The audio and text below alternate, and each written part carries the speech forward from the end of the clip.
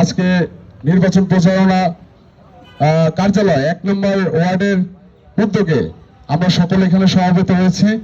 প্রিয় নেতৃবৃন্দ, আপনারা সকলে জানেন যে বাংলাদেশ যখনই ক্রান্তি লগ্ন পার করছে, এই বাংলাদেশ যখনই কোনো বাংলাদেশের বুকে কোনো পতিত স্বৈরাচার সরকার যখন বুকে চেপে বসেছে, সেই সময়টাই জিয়া পরিবার কিন্তু এই বাংলাদেশের পাশে ঢাল হয়ে দাঁড়িয়েছে। আপনি 1971 সালে দেখবেন, যখন বাংলাদেশের মানুষ ভেবে পাচ্ছিল না, সে সময় কিন্তু শহীদ প্রেসিডেন্ট জিয়াউর রহমান নিজে কিন্তু 3টি সেক্টরে উনি কিন্তু সেক্টর কমান্ডার হিসেবে কিন্তু ব্যাটেল ফিল্ডে যুদ্ধ করেছেন, বাংলাদেশের স্বাধীনতার ঘোষণা দিয়েছিলেন। 90-এ আরেকটি স্বৈরাচার সরকার কিন্তু আমাদের বুকে চেপে বসেছিল।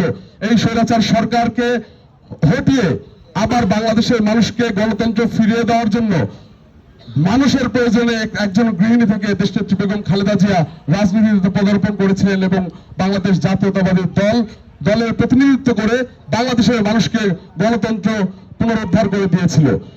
এবং আমরা দেখতে পেয়েছি শেষ যে স্বৈরাচার সরকার, এই সরকারকে বিদায় দেওয়ার পরে বাংলাদেশের হাল ধরছেন জনাব তারেক রহমান।